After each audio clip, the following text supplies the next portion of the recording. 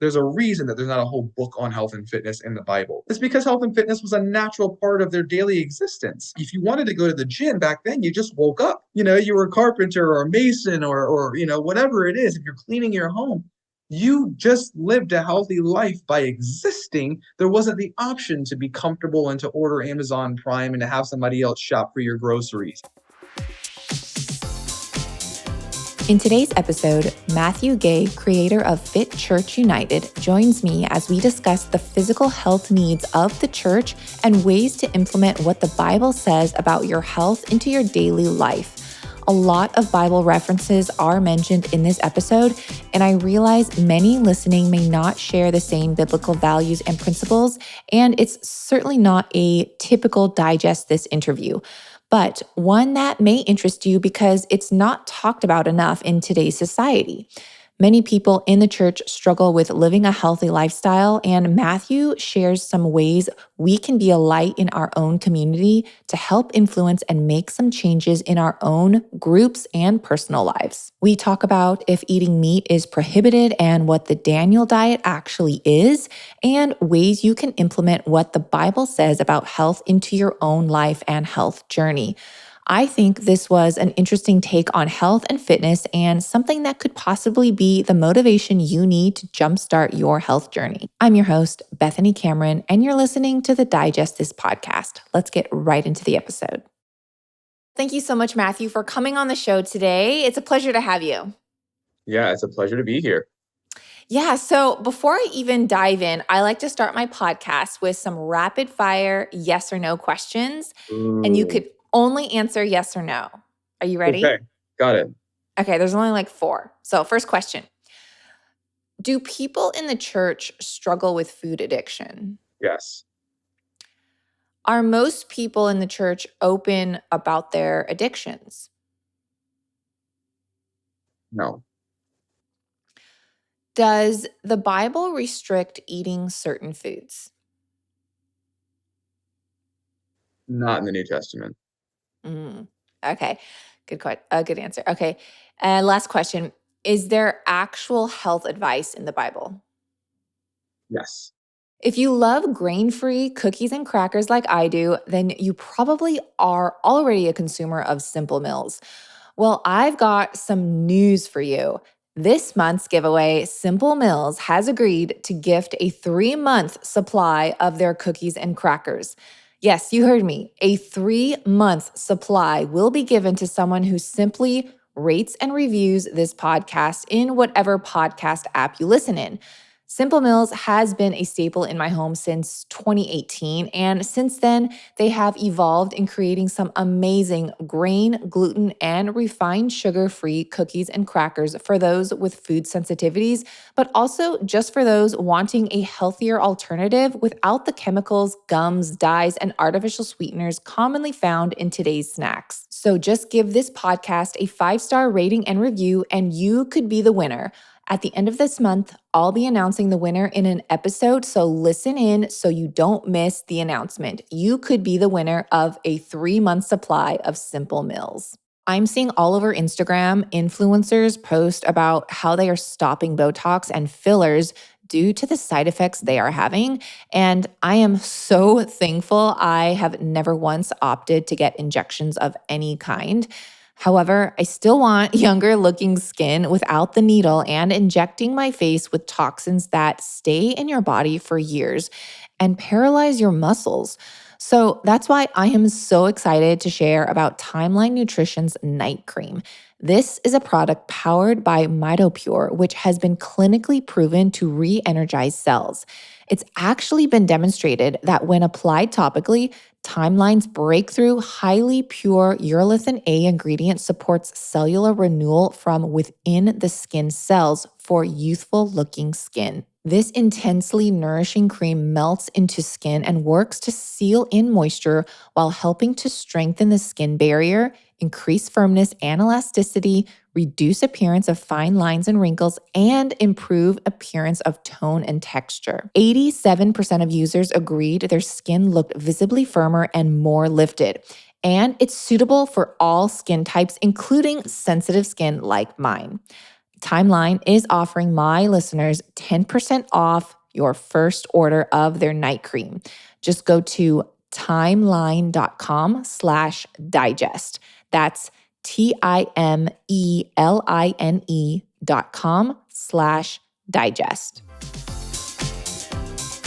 For those that are tuning in, Matthew, I'll let you introduce yourself, but I really love this topic that we're going to discuss is that how does the Bible and what does the Bible say about health in general and what's going on in the church regarding health? Because I think it's a topic that's not really discussed a lot in that you go to church and there's donuts and cookies and all these things where people are really struggling and we really should voice and make a change. But what got you into what you're doing today? Like, what's your story? What's your background?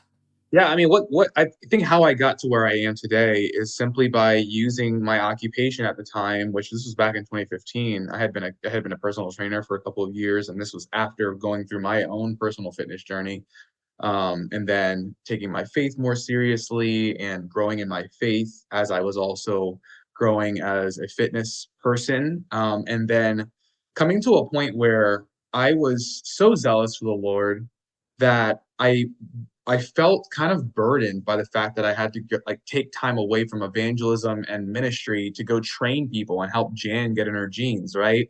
Lose weight and whatnot. I did not see the two coming together at all. And I think, for good reason. I grew up in a church that, afterwards it was always like sausages and peppers, and like every meal that we had at the events was not necessarily the healthiest, and most of the people were overweight and out of shape, and there was just no talk of fitness whatsoever in my experience growing up in church. It was quite the opposite. I saw a lot of the unhealthy aspects of the American culture in church.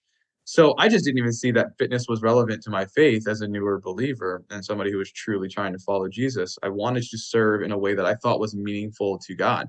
It wasn't until I was reading through the book of Exodus and learning about Moses, in the footnotes of a certain section where right after it talks about him throwing down his staff and it turns into a serpent and it's gobbled up the other two, right?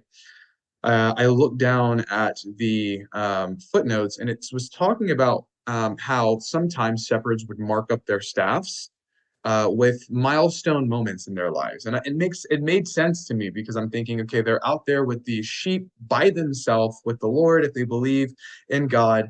And so maybe they see something in the heavens, or God delivers them from the hand of the bear, like David talked about, or, many shepherds we read about throughout scripture, they spend a lot of time with themselves. So marking up their staff, it made sense to me. Well, when he told him to throw it down and he turned it into a scorpion, or he tells him to lift it up and he parts the Red Sea with it. Uh, that communicated this idea, this imagery of God using everything that Moses had been through, symbolized in the markings of his staff, right? These milestone moments that he created, and using it for something that Moses could have never used it for. Obviously, specifically, we see him leading the people of Israel out of Egypt. But not just that, the staff symbolized his occupation, right? He was a shepherd. Now God was using it vocationally. He was using that same thing to free his people and for God's purpose. So I took that and said, well, Matt, what's in your hands? And it was my knowledge of fitness. It was my experience with that. How can we use that for the church? And so I started hosting free fitness classes at my church. And that's what kickstarted my journey of faith and fitness. We would do a prayer at the beginning. We would do a warm up, some sort of icebreaker, have some fun, go through a workout, and then we would pray and do like a devotional time at the end. And so I got into the habit of tying faith and fitness together as I continued on as a fitness coach. And it really, really struck me around 2019. I started to see biblical connections for how I would guide people and like what like the implementations of God's word on the fitness journey, not just doing devotionals at a workout, but like communing with God on your health journey, doing it for him and with him and through him, and using biblical principle to, live my life, even when it came to how I was taking care of my body, and wanting to teach that in the church. more I realized there was some pushback on that, and I guess a bit of indifference towards health and fitness in regards to its relevance to the church. So I wrote the book Fit Church to state the case, and kind of really showcase that there's a division here that shouldn't exist between following Christ and living a healthy life. And yeah, that's got a lot to do with where I'm at today and why I'm so fired up about this topic. Yeah. Well, I love what you're doing. And I think that the body is a temple and we should care for it for sure. And it's sad because 70% of the USA, of men in the USA, are not healthy and not fit enough to serve in the military. Or 70%. yeah, that's terrible. That's a security issue here. I Yeah, mean, yeah. really, if Not our even just for our country. country, but I think about their homes, like their families and whatnot. Like, Yeah. I mean, if you they're know, not fit and healthy enough to serve in our military and protect our nation, I mean, that's a huge percentage.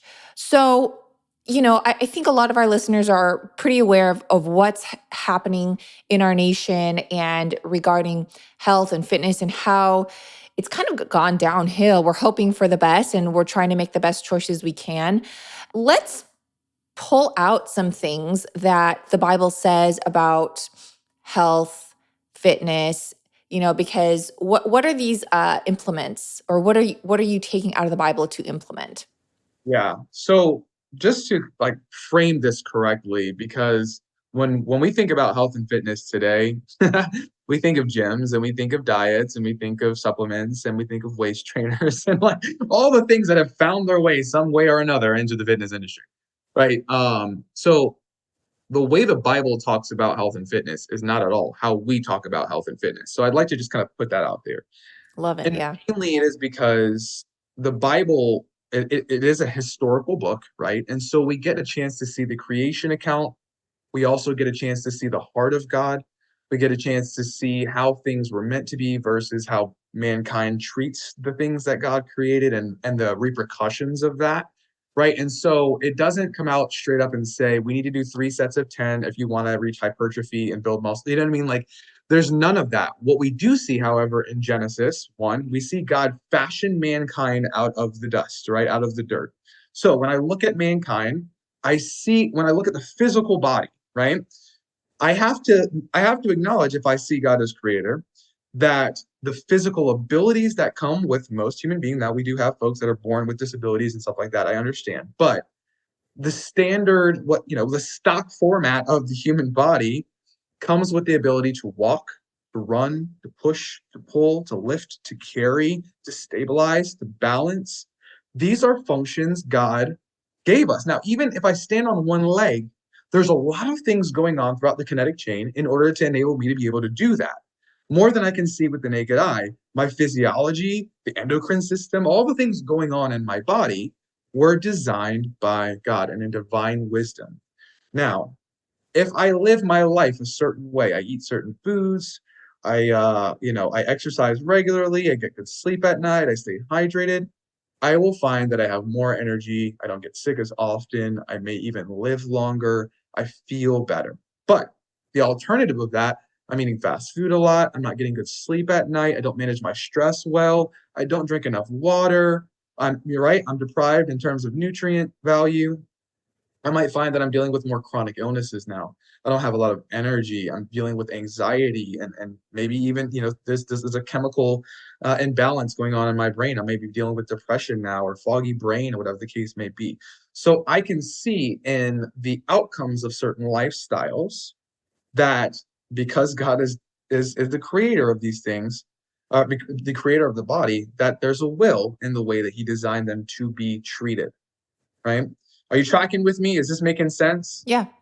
Like, if I pour water on my laptop right now, it's going to malfunction because the creator didn't design it for that treatment. He designed it to be function a certain way. If I leave it unplugged for too long, it will die. I have to charge it periodically. So we look at the Sabbath day, keep it holy, right? God made everything, He created the heavens and the earth, and on the seventh day He rested. Then He gives this command to the people of Israel. This communicates a couple of different things. One, I need you to exercise your trust and reliance on me. You are not self-sufficient. That seventh day, you do no work. If you need to prepare for that seventh day, you do it on the sixth day. But ultimately, there's a day where you need to keep the Sabbath day, right? Acknowledge the Sabbath day, keep it holy. This is a day of rest, right? Jesus later on in the New Testament, he comes back and says, when the Pharisees are being all religious and legalistic about it, he says, hey, remember this. The Sabbath was made for man, not man for the Sabbath, right? The rest day was made for man. Why? Because God designed us to need rest. That's a part of our makeup. We have to sleep. We have to rest. When we don't get these things, for example, if you don't get enough sleep at night, you may find that there's an elevation in your cortisol levels. There's a stress response to you not getting enough sleep at night. Same thing if you're not getting enough rest. So we see it in the creation of the human body and our physical abilities, right? Legs, arms, hands, right? Feet, knees, joints, things like that, things that we have to take care of, things that we can use for physical just demands throughout life. We're supposed to subdue the earth, we had to work the ground. There was physical labor involved with us doing what God told Adam and Eve to do, right? So he's given us the physical ability. Not only that, but now we see Genesis 1:11, we see him speaking in the creation account. He speaks to the vegetation, he speaks, and vegetation is created. The fruits with their seed bearing, with the fruit bearing their seed within themselves so that they can reproduce. Then he talks to Adam and he tells him in Genesis 1:29, look out throughout this garden that I have you in Eden. All this vegetation, this is what I've given to you. This shall be for you as food, right? Or meat in some translations, which means food, right? In that transliteration. Then later on, so we see that happen. So we've got the physical body in creation. He makes man out of the dirt. So we right out the gate, we've got, okay, God's got a will for this. He designed the human body and how it's supposed to function. We've got his food in the vegetative sense, right? The plant-based approach. But then also, now man falls away. There's a flood. Noah and his family are preserved. So there's this family of 8, builds the ark. We get that story, right? So now this conversation again is happening where he's giving Noah instruction for what he should do. Just like when he created Adam, he gave him instructions. Now he started over. He's got Noah and his family, and he's giving him instructions. In the midst of that, in Genesis 9:3, he says, just like I gave you the vegetation, now I also give you every living creature for food. Only don't eat the animals with their blood still in them, right? So that was a specific command that he gave to Noah. So we've got mankind and his abilities, bodies created by God. We've got vegetation, all the plants and things that come from the earth. Then we've got the animals and the animal products. Those are given to mankind as well too. We've got the Sabbath day later on. We see God giving us rest, and making that a part of our life. So when we're looking at the creation account, when we're looking at the commands God gives us, we're looking at the instructions of God, we're seeing this is how he wants us to treat our bodies and live our lives. And therein is where we get a lot of our instruction for health and fitness from the Bible. Yeah, and I think a lot too when you think back in those days, raw milk, for example, they did not pasteurize the milk. I mean, they didn't have grocery stores. They ate everything fresh. They had raw honey. I believe it's Proverbs 20. I had it down here. Proverbs 25:16. If you find honey, it says, if you find honey, just eat enough. Too much of it and you will vomit. Like little instructions like that is like, hey, have some, but don't eat too much. You're going to get sick. And I Yep. mean, that could be interpreted I think different ways. Proverbs 25:27 says something along those lines. So he said, just as it's not good to eat too much honey, so it's not good for one to seek his own glory. Same Mm. thing, balance. Balance for sure. I mean, it talks about, fasting. I know fasting is amazing for gut health. It gives your digestion a chance to rest mentally. And so, what's your opinion on fasting? And do you implement that in your practice? Yeah, so fasting is definitely a part of what my clients are getting involved in simply because they are Christian most of the time. Not all the time, but most of the time. So fasting is kind of a part of the culture. Fasting is not necessarily something that I require anyone to do, and that's for various reasons. Some folks, it's just for them, it's unhealthy, right? They're taking Mhm. medications, there's certain things going on. So I see fasting first and foremost as a spiritual discipline, not as a weight loss tactic. It's become that, but first and foremost, I see fasting as a spiritual discipline. That is again a way that we demonstrate our reliance on God, our connection to God. It's depriving the body for the sake of the spirit, and for the sake of God's our need for God's help in that situation. So when we look throughout the Bible and we see people fasting, they're fasting because they're repenting of their sins. They're fasting because something has gone wrong. They're fasting because there's an unclean spirit in someone and they want them to be delivered from it. They're fasting because they need God. They're fasting because they're remembering something that God did, right? And so fasting throughout Scripture is always tied to the people or the person's relationship with God. Again, nowadays we've made, with intermittent fasting and whatnot, we've made it more so about the physical benefits. Cool thing is, fasting as something that God has instituted with his people just so happens to have a physical benefit, and being the creator of the body. He's thought about it all. I mean, literally, he's omniscient. He knows all things. He's thought about it all.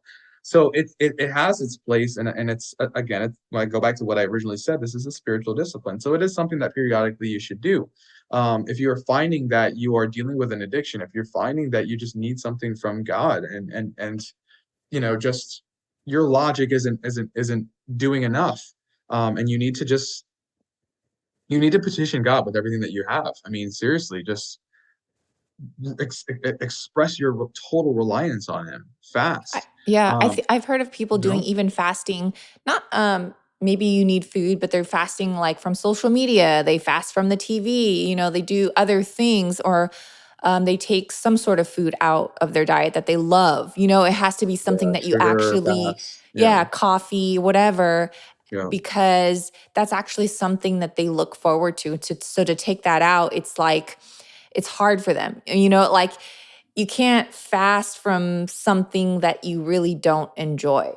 Like, well, yeah, yeah. you think about it, I'm because then it fasting would be from Brussels easy. sprouts this week. It's like, Yeah, well, you're not fasting. Yeah, and exactly. I have come to see. I know we put fasting on like social media. I just call that refraining, but biblically, I only see one kind of fasting, and that's from food and sometimes food and water. So I'm totally yes, I'm totally a fan of, hey, if social media has become a vice, if caffeine has become a clutch or crutch for you, if there's an addiction involved with sugar, yeah, like abstaining from that is definitely fine. But I wouldn't call not drinking if you're an alcoholic fasting. I would just Abstaining. say, yeah, I would just say That's a you're good term. abstaining. Yeah. Yeah. Fasting specifically is I am giving up food. I am depriving my body of its physical need, of its substantial need, for the sake of the spirit's voice, for the sake of the spiritual connection and Mhm. growth and petition, that What I'm entering into. Yeah, well, what's your opinion or perception of the Daniel diet? I know I've seen a lot of churches do this, and if Yeah. anyone's not familiar with the Daniel diet, it's basically going. I believe it's just like beans, vegetables. Is there meat involved? I can't remember if it's No all just meat, vegetarian. no meat, It's specifically just okay. because, yeah, in the story of Daniel, it's he and his friends, right? And they're in a situation where they are having to be served by the guards of the king. So I believe they're in prison, right? And so here's the case. He tells the guards, we are not going to eat meat. Give us lentils and vegetables and water to drink, and we're gonna just we'll be fine with that. And they're like, you can't just live on that, like you need meat. Well, a lot of times in those cultures, the meats were sacrificed to idols, and like there were different things going on, right? And so Daniel and I believe it's Shadrach, Meshach, and Abednego, right? They do not want to enter into this. So they are just saying, okay, we'll do vegetables and water. The guard says, you can't live on this. You're freaking us out. Like they're nervous, right? Because if anything happens to these guys, they're going to get in trouble. Daniel says, look, man, give us 10 days and come back and check on us. Well, gives them 10 days, comes back, and the guards are like, they're noticing these guys, their countenance, they're just radiant. They look amazing. The report is given to the king. He says, hey, look, I want all my people to eat like this. I want all my people to eat like this. Like, take away the meat, like you got to eat what they're eating, right? So the story, I think a lot of folks, unfortunately, a lot of folks take from that meat is bad and whatnot, and I was they just just about to bring that up. Yeah, everyone's now, that's "Oh, well, God said not to eat meat," or this or that's that, not and true yeah. at all. Or you're calling him a liar when you go back to Genesis 9:3 when he talked what we just talked about. No, God does not contradict himself. That being said, this was about complete devotion to God. This was about committing to him in every way, even nutritionally. So, my takeaway on this is this could be a great tool for you. Don't make it what it's not meant to be. Let this be something that draws you closer to God. Let this be something that allows you to demonstrate your reliance on God, especially if, again, things like processed foods. There's no processed foods on the Daniel fast. There's no meat on the Daniel fast. There's no like eating out on the Daniel fast. You are eating whole food items, plant-based items, and drinking water. And it is definitely difficult to do. You find how hard it is in our modern age to actually do that. And it takes some, especially like going from like just eating whatever to Daniel fast, which is what most people do. It's like, what am I supposed to eat? Yeah, Like, yeah. I just chew on lettuce? Like, what's going on here? But you have to get My creative. friend did it a couple years this was maybe like 5 years ago she did it, and she lost a bunch of weight, and she ate whatever she Yeah, wanted. You know what I yeah, mean? But she was like, "I feel amazing. We're gonna keep doing this." To that point is I think that can be taken out of context. Like you said, First Corinthians, it says, whatever you do, like whatever you eat or whether you drink, eat or drink. yeah, do for the glory of God. So what I can't remember what verse, but there is another verse that says, if you do this or if you eat this and it causes this person to stumble, Rumble. Yeah, don't do that. yeah. So it's all in all context as well. Yeah, absolutely. Yeah, I mean that's true. Like you do have to think about like who's watching your life, and that applies to everything. I don't believe drinking wine is a sin. I don't believe that eating meat is Mhm. a sin. But who are you around? Where are they at on their walk with the Lord? And just what would cause that person to stumble and struggle?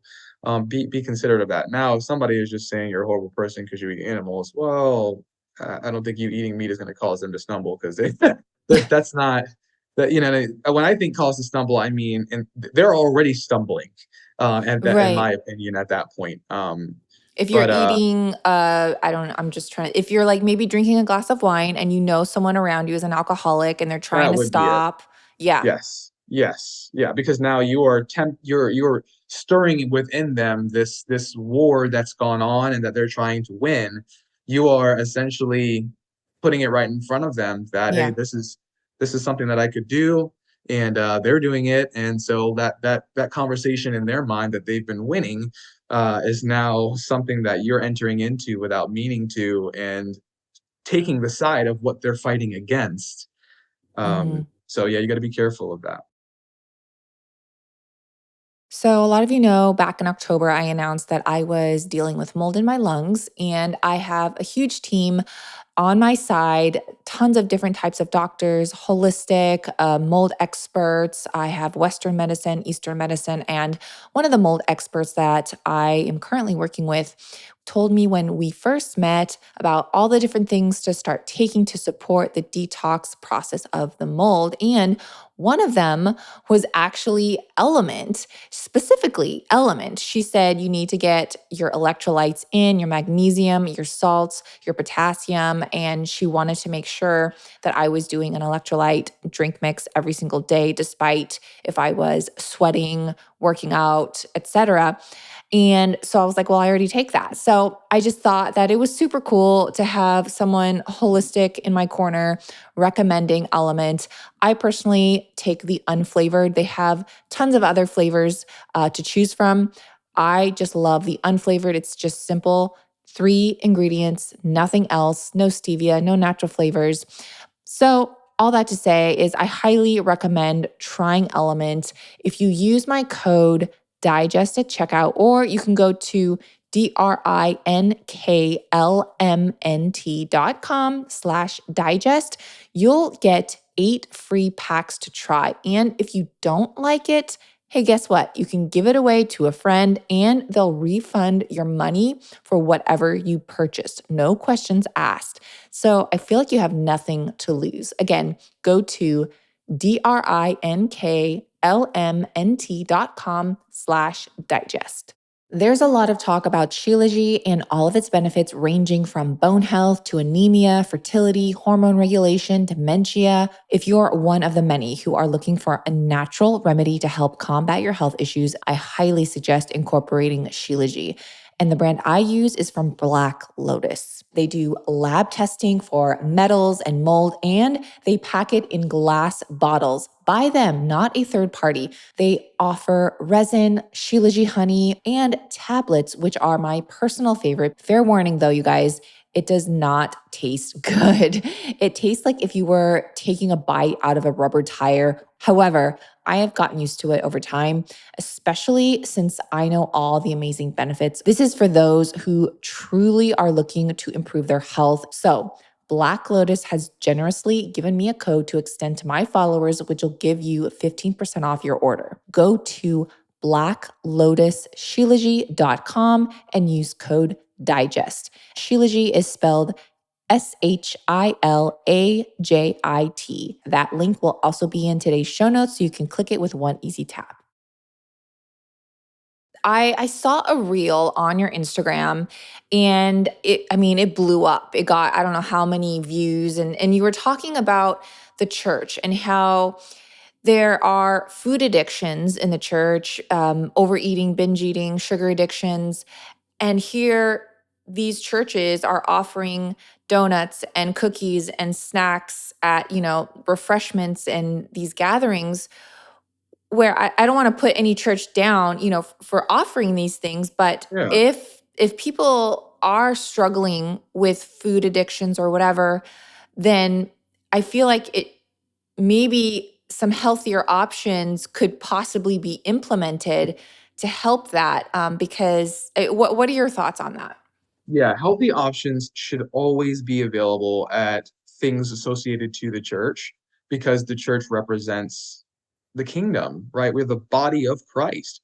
So what we're offering to people, if we can consciously say, right, because we have the evidence that something could be causing their body some sort of issue, is something that they could get addicted to, right, or are already addicted to, we should be considerate of that. We don't want to cause anyone to stumble, right? So we know that sugar addictions are a problem. Well, let's not make sugar so accessible, right? Table just these simple sugars so accessible, or if they are accessible, let's put some more whole food options with them. I find that like a lot of church events just over the years, it has been the opposite, where it is primarily things that aren't helpful to your body.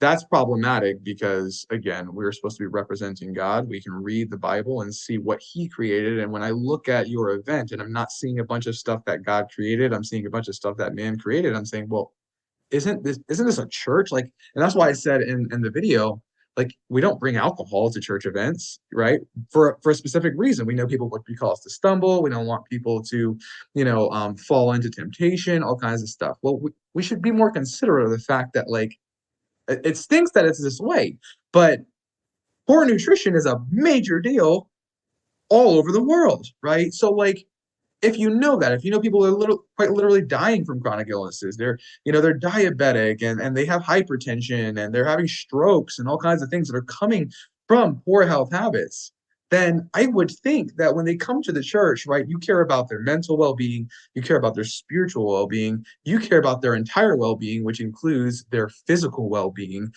offer things that promote life and health, right? So I'm not saying that there should never be a cookie or donut at any health or any church event.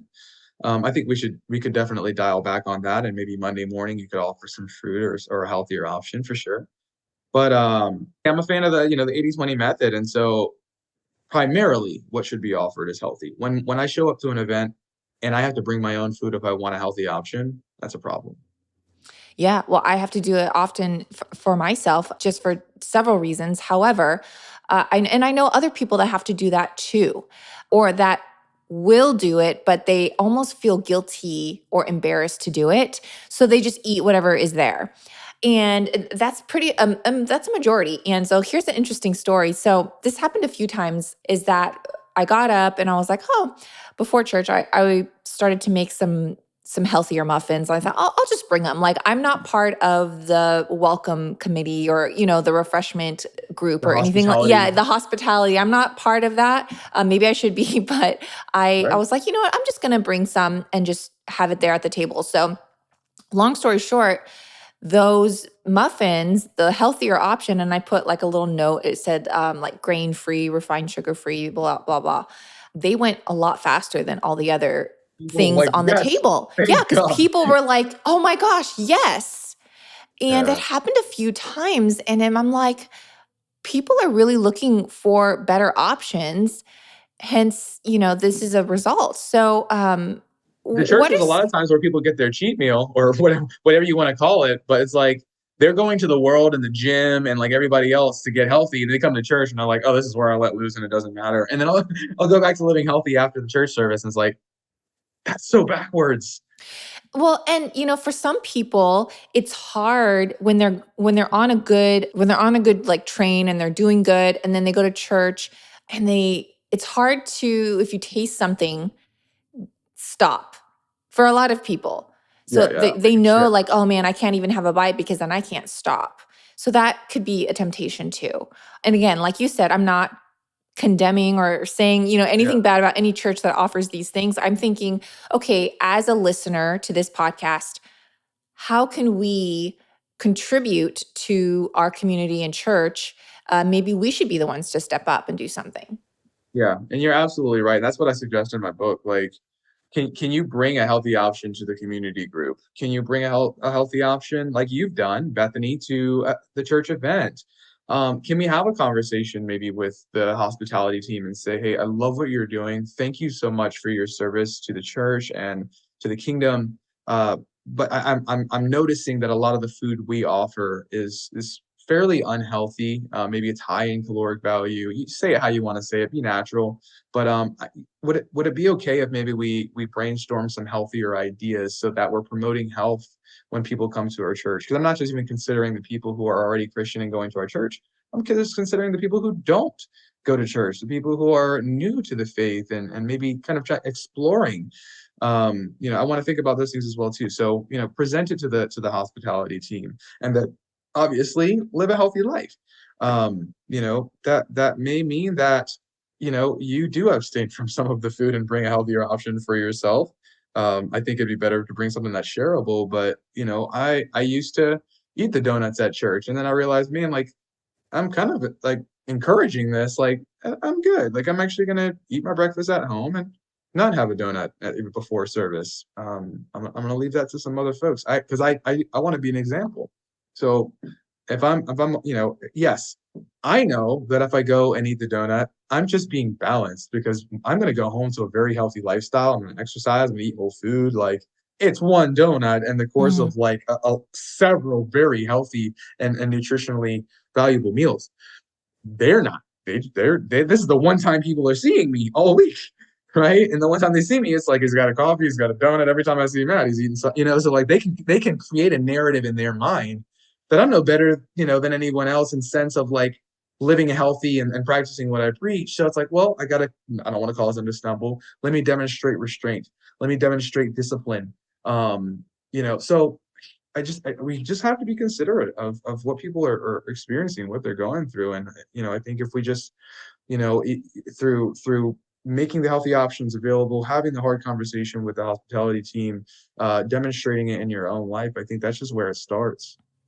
Yeah, well, and I think too, every time that I hear of a church that they're going to do some church like they're gonna for like a month they're doing this whole thing where they're eating better and like they're doing something together, everyone's super excited about it. Like they actually Yes. want to do it. There's a lot of people that are like, yes, finally. And you would think, even if you took a poll in your community, your church, your small groups, and they're like, yeah, I really want to do this, I think there's a lot of people out there that want to, but they don't want to do it alone. They don't want to do it alone. Yeah, I actually put together a 12-week not shameless plug, but I put together a 12-week program for that Plug reason. it. No, yeah, it's called Fit for Heaven. and we it was myself and a dietitian. She's a good friend of mine. We put it together because we're like, the church doesn't really have a fitness program, like there's Financial Peace University, there's different things that church groups can do together to get a certain part of their life in order. What do church groups do if they want to get the body of Christ in check? And yes, you've got the Daniel fast, but what if they want a more balanced approach to where it's not, eliminating meat, and actually learn something during the course of the time that they're going to be able to sustain for the rest of their life. Most folks, let's face it, are not going to maintain the Daniel fast protocol for the rest of their life. It's called a fast for a reason. You're not going to do it forever. So yeah, but the community element really does, it helps so much. And I think that's a missing part, because the thing is, and I think this is why churches have to be so careful about the culture that they promote when it comes to health and fitness, is that a lot of folks see their church as a safe haven. Like, their church is a standard in some way. Their pastors, right? Like, what the pastor condones is, going to be something that in their mind, in their own narrative, is something that's permissible. That's cool. That's fine, right? Like, shoot, pastor was joking about eating like 3 donuts at this thing the other day, and he said he knew that he didn't need it, but he went and ate it anyways. Like, or the doc, he talked about going to the doctor, and the doctor says you need to eat healthy, and he's like, I haven't done that yet, but and he made a joke out of it, and it was a joke in the moment, but in some people's mind, in a lot of people's minds, it was like, oh well, I'm not doing so bad, because like, my focus is I want to follow Christ the right way. I want to be a good example. I want to, I want to be a good Christian, right? And I'm watching other people. I'm looking at the Bible and I'm reading the Bible and stuff like that. But I'm also watching other people around me, especially leadership, people in leadership positions. How are they living their lifestyle? What do they condone? What's permissible to them? Okay, cool. Well, I can give myself the emotional permission to overeat, to do certain things, whatever it is, even though I know it's not beneficial to me. At least I know it's not a sin, or at least I know it's, I don't have to feel any guilt or shame about that. I'm not saying that guilt and shame is good, but what I'm saying here is that the example that's being set at church really does matter, because the church is seen as a place where people are gaining their information, their standard, they're checking themselves, they're being held accountable in their own lifestyle. That community is meant for that. And if certain things aren't being addressed, or are even being made a joke of, that is then going to communicate something in their life that transition to habits that aren't necessarily beneficial to them. Yeah, well, you bring up a good point, is that, average doesn't necessarily mean healthy or right. Average doesn't mean normal. And when you think about, even in, today's society, you see people in the faith, and there's different levels. I get it. People are in different walks of life, but um, I feel like we have watered down a lot of things in general, and that has become the normal. And that's also become the normal in health. When you get labs done, it's not, oh, your labs are good. It's they average it out among the people that they're Yeah. taking the blood from, and you're in the range of the average. It doesn't mean it's good. Does that make sense? Yeah. Yeah. 100%. Yeah. You want to have your own standard. Absolutely. Yeah. It's an individual walk for sure. But the community that you're in, the statistics of the people around you, the nation, the other folks, that are being assessed, they can set a bar for you Mhm. that isn't necessarily the best bar, right? Maybe is a little too low, or maybe a little too high. And that's obviously been the case when it comes to health and fitness overall. People setting the bar way too high, or just not caring at all. More often than not, it's setting the bar far too high, and just people becoming so overwhelmed that they're like, "What's the point?" But yeah, yeah, Well, I'm tracking. what um what are some tips to help someone in the church or in a community to not just get, healthy, start eating right, but I think education is a huge part, because if you don't have the education, why do it? What's the reason behind it, you know? Um, Yeah. so what are some tips to help someone actually educate themselves on living a healthier life, that they could do as a group? Do you have any tools for that? So one of the things, I mean, there's some education in my book in terms of what a healthy lifestyle looks like and how you can start and some really practical tools. So again, another shameless plug, but I would say start there, especially if you're like, if you're at the point of asking the question of how, like, what does a healthy lifestyle look like, then you are at like ground zero. That's fine. We're 101 basics. Let's just get going. Let's start talking about walking and what whole foods look like and how to, structure your meals throughout the day and water and sleep. Let's get there first. From there, if there's a specific thing that you realize needs to be corrected in your life, something that you're curious about, I would say let your curiosity lead you to do some research. And yes, the internet is cool. You can definitely use that as a tool. I would say commit to certain books as well too. A lot of the information that I gathered was from the National Academy of Sports Medicine, and then from there, it's just reading different literature and stuff like that. I can't really put my finger on like one specific book that I'm like everybody must read this, especially from the standpoint that I take now, which is a biblical approach. I'm like, don't overcomplicate it because you could easily go read a bunch of books and still have no idea what you should actually do because everybody said it so well, even though they're contradicting each other. So, not saying don't go read some books, not saying don't, watch a few videos and kind of grasp it and take the common points of what people are saying and say, okay, I'm going to implement this in my life and then self-assess. But certainly start simple and I don't think a lot of research needs to be done in order for you to start living a healthy lifestyle. If you want to just know more, great, but you kind of know most folks know what they should be doing. They're just not doing it. So more knowledge isn't, and this probably wasn't the response you were looking for, but I think from the coaching standpoint, doing this for 11 years, I'm like, knowledge isn't solving anyone's problem. Everybody knows everything these days. There's an expert for literally every diet protocol. Go on Instagram and you will learn 20 things about how you should be eating to lose weight if you look for it. It's all there. They're all, some of them will line up, some of them will be all contradictory.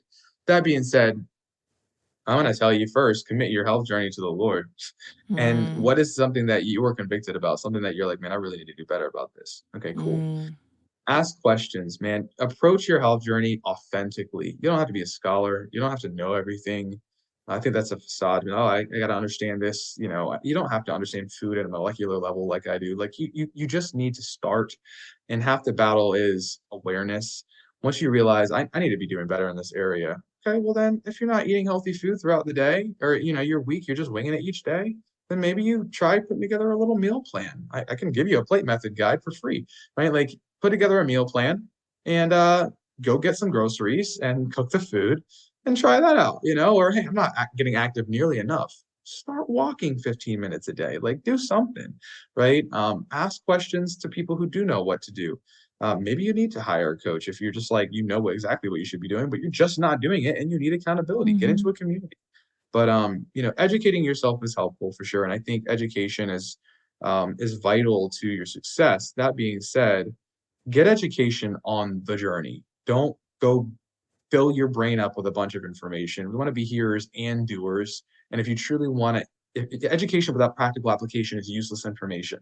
So go ahead and if you learn one thing, apply it. Then learn another thing and apply it. Um, that's honestly my take on education in this area.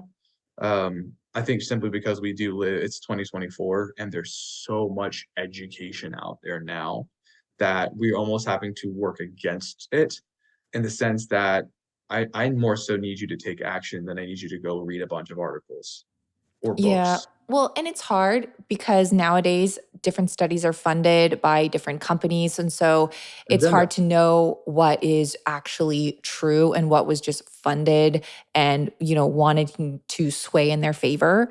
So, just going, I think, back to basics. And sometimes, you know, you bring up a good point is really, it all starts in your mind. And you have to be like, okay, what's my purpose of really wanting to be healthy? Why Yeah. am I wanting to do this? Am I making food an idol? Am I putting Yes. something, before God? And I think that even myself, I can be guilty of that, when I'm just putting something as more important and really asking yourself the hard questions here is and how I got here also. How did I get here? And it kind of helps you to backtrack a little bit. Yeah, 100%. Yeah, I think if you're self-aware and you do ask yourself you think about what you're thinking about, you think about what you're doing, you self-assess every once in a while, you stop and actually look at your lifestyle and say, "What's going on? I'm burnt out. What's going on here? What am I doing wrong? How am I being inefficient?" When you start assessing yourself, it becomes very clear what you need to do next. And sometimes you do need education, but a lot of times you don't. You need to do what you know you've needed to do for a very long time. You've just been putting it off for God knows how long. God never there's a reason that there's not a whole book on health and fitness in the Bible. It's because health and fitness was a natural part of their daily existence. They just did things. They walked everywhere. They ate whole food by nature. Like if you wanted a glass of wine, you had to crush it with your own feet and wait on it. Like you had to hunt, you had to farm, you had to build your own house. Like everything. Health and fitness was if you wanted to go to the gym back then, you just woke up and you got to do stuff. You were a carpenter or a mason or whatever it is. If you're cleaning your home, you just lived a healthy life by existing. There wasn't the option to be comfortable and to order Amazon Prime and to have somebody else shop for your groceries. That wasn't a thing. So it's not all over the Bible. It just didn't, it wasn't relevant. Well, what is relevant is whether you eat or drink or whatever you do to do the glory of God. What is relevant is, don't you know that your body is a temple of the Holy Spirit who is within you? That you were bought with a price. Your life is not your own. Honor God with your body. Those things apply no matter how long this planet is allowed to exist. Those things do apply. Paul says, "I discipline my body." But he doesn't want to be mastered by anything, is what he said. We do have biblical reference to how we should live our life, and it is all encompassing. Your body plays a role. So, keep it simple, man. God intended for the health and fitness journey to be simple because he intended it to be more about him than it was about our physical outcomes. We've made it all about weight loss or about getting your A1C down or about being your best self and living your best life and all of these things and having big muscles and having a snatched waist and having a peach bum and bum and whatever the case may be. There's all kinds of reasons to get healthy, right? And people play on that in their marketing. But God really doesn't care about whether or not you are a size 2 or a 00 or whether or not you have a snatched waist or a six pack. He does not care. He looks at the heart of man, not the outward appearance. Um, and so if you are pursuing God's glory, if you're seeking to walk with him more intimately, by including him in every part of your life, including self-care, then he is going to guide your way. The steps of a righteous man are ordered by the Lord. Proverbs 3:6 says, "Acknowledge him in all your ways, and he will direct your path." Like God will guide you and lead you and restore you and build you up and show you his love by daily walking with you and teaching you and molding you in the ways that you really need to be molded, not just by giving you information that's going to overwhelm you. So walk with God. And if you put somebody in your life like myself or like Bethany or a friend or a relative that says, "Hey, I can help you with something specific that you're struggling with," allow them to help you and enter into that relationship, but stay committed to God first. Man, so good, so good. And I think even myself, I can say that my health journey has its ups and downs. And as I get older, when I was in my 20s, I just wanted to have rock hard abs and, chiseled this and that and be toned. And that was my perception, 16, 17, 20 years old. And I Same. mean, I'm 35 now, and my Same. perception of my perception of health now is like, I want to be healthy so that I can serve the Lord, that I could be a good wife to my husband, that Yeah. I can be there for any future children that I may have, things like Yeah. that. And when you switch that and you think of the reasons why, it really changes, the motivation changes the things that you do. Drastically. Really, Yeah. really, and it becomes more fun. It's not so cumbersome. It's not so the water isn't so tainted. I feel like people just struggle and there's so much pressure to do everything right. And I've got to get my macros down to the gram and I've got to weigh everything. And if I don't do that, the all or nothing mentality came from doing it the world's way, man. It did not come from taking a biblical approach to health and fitness. There is no all or nothing because the root of a biblical approach to literally everything is that God is first and I can't do it on my own. I need a savior and I'm going to do it with him. I am not perfect. He says, "My power is made perfect in weakness. My grace is sufficient for you." And Paul says, "Therefore, I boast all the more gladly in my weaknesses." is because I know where I am weak, he's strong. That's at the root of a biblical approach to life. So there is no all or nothing in this. I think when you do it God's way, you just enjoy it more, man. You have a way better time. You get to commune with God when you're meal prepping. You're looking at fruits and vegetables, and you're like, man, this is so cool because I'm touching God's idea. This was his vision. Fruits, like the think about the flavors and the textures and the colors and the nutritional properties and the smells, all of those designed for our enjoyment in him. Like he's demonstrating how much he loves us. He could have made all food beige and taste like sand and say this is what you got to eat. Instead, he shows us his personality and his character by giving them all these different textures and flavors. It's just amazing to me. He's so cool. God is No, so cool. I You completely know? agree. Yeah, I mean, it's true. Food is created by the Lord for our enjoyment, not Yeah. just for nutritional needs. And Yes. so it's not that we shouldn't enjoy food. We should. Yeah. And I think that is such a whole approach to how we should kind of look at what we should be doing in the next steps. What can you leave my audience with? Since I'm assuming a lot of people are wanting to maybe do some sort of change in their life because it's the Yeah. new year. Yeah. If you're gonna just do this on your own and walk with the Lord in this, I would really highly encourage you to stop for a second after you've listened to this and pull out a pen and paper. Just do it old school and write down some of the desires you have for your life. Like, really paint the picture. What's the vision? I don't know when the last time you did this was, but write a vision for yourself. Where do you want to be by the end of this year? I'm not talking just about a New Year's resolution. I'm talking about something that you can commit to the Lord and something that you can pursue with Him and in Him and for Him. Pray and ask God, what do you see for my life? What changes do you want to establish in me? What work can I partner with you in creating and accomplishing this year? And get to writing and put it somewhere where you can access it periodically. If it's weekly or monthly, whatever the case may be, I want you to be able to come back to that. So write out the vision first. Then from there, I want you to ask yourself a question. What is it that I can do to start pursuing this vision? What three changes can I make right out the gate this year in order to make this thing start happening? Um, you just need to narrow down a starting point, make it easy for yourself, and then from there, whatever that case may be. If it's I'm going to walk, get specific now. But if I'm going to walk, I'm going to eat. Yeah. I'm going to eat a healthy breakfast. I'm going to go to bed at a certain time and wake up. Those three things right there could do so much for you. And That's where I was. accountability, I Yes, think. accountability would be Having huge. a friend, doing it, Yes, someone doing it yes. with you. 100%. 100%. Find a community or just somebody that you can reach out to, check in with them once a week and say, hey, like, how did you do this week? Set goals with them at the beginning of the week. I'm going to work on this week. Last week was a struggle and we went out of town and then I got off the rails when we were out of town. This week, I really just want to clean up my diet by planning and I want to meal prep a little bit better this week. I didn't make enough food and I was out by Wednesday and then we had to eat out because I didn't have food, right? Like you're learning, man. Like give yourself some grace this year, please. Let grace be a part of your word for the year, right? But grace, because it's by his grace that you'll succeed in the things that really matter in your life.